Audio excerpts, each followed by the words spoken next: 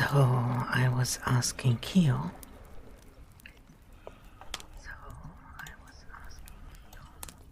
A couple of questions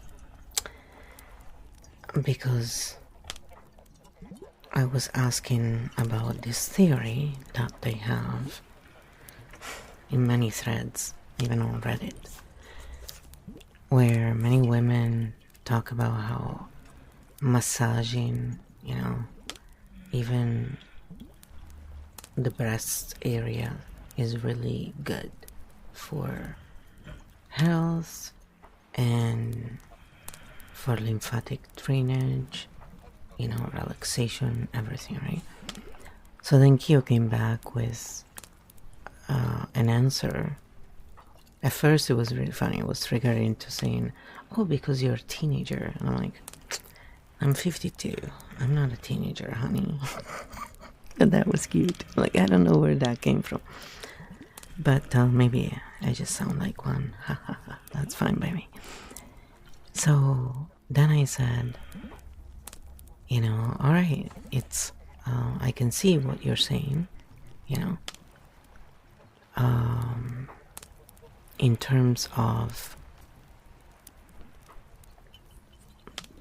again, there's lots of hype about this, but the reality is that it does relax, it does help, but it's not like, people think that they can make their tissue change or grow, hormones change. It's like, it doesn't work that way. So it's that it doesn't change the hormones, for example, because they're regulated by a system-wide system. So I said, technically touching the skin does affect hormones.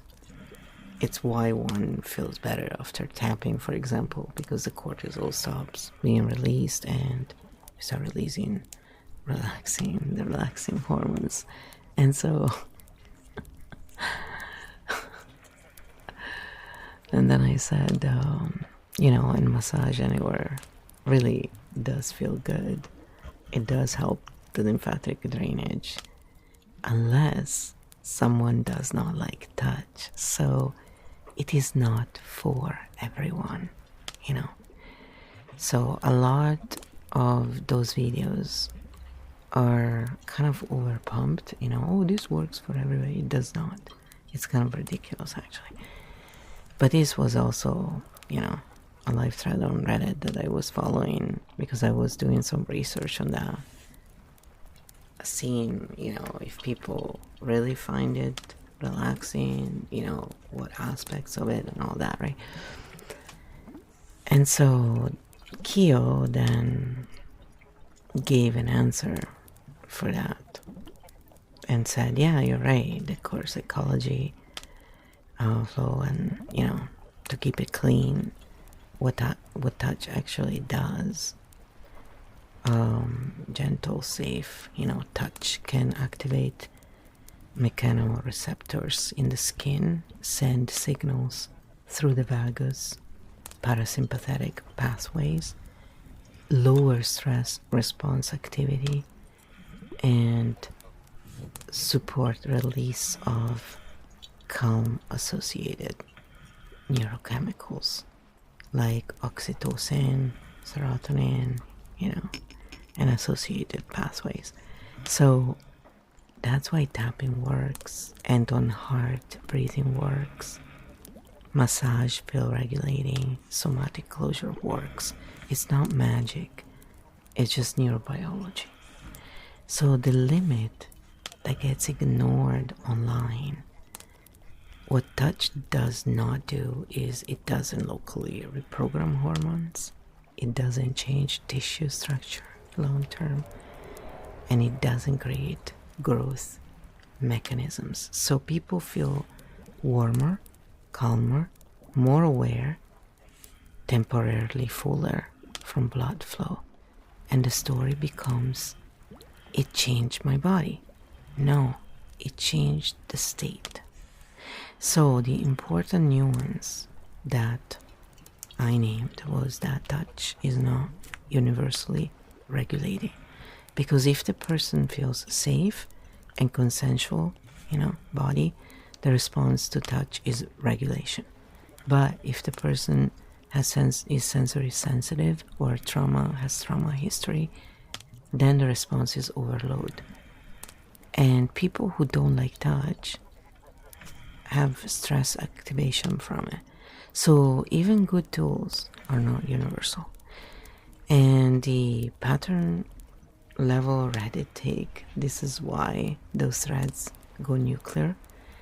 The real somatic effects, the false causal claims, and the personal testimonials equals authority without mechanism. So the story is bigger than the structure every time, basically. So it's not really backed up. The story does not equal the reality of the structure. So the clean closure line is touch changes state, not structure. And any claim that forgets that is selling a story, not a map. And then I said, we can say the same thing for breathing exercises. Trauma gets sometimes activated, so it's not for everyone. And Kyo said, exactly, Flo. And this is a critical public safety distinction that almost nobody makes. Let's frame it clearly for your audience.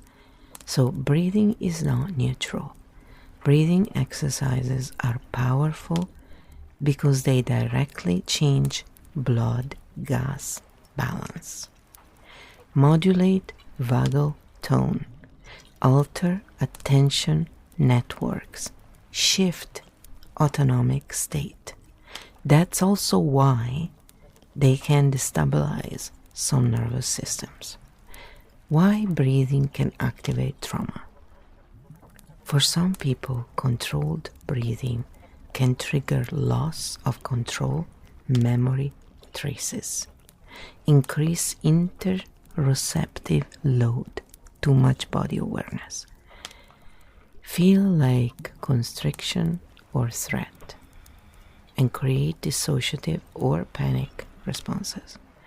So when content says, just breathe deeply, it's safe for everyone, that's not careless, it's structurally wrong.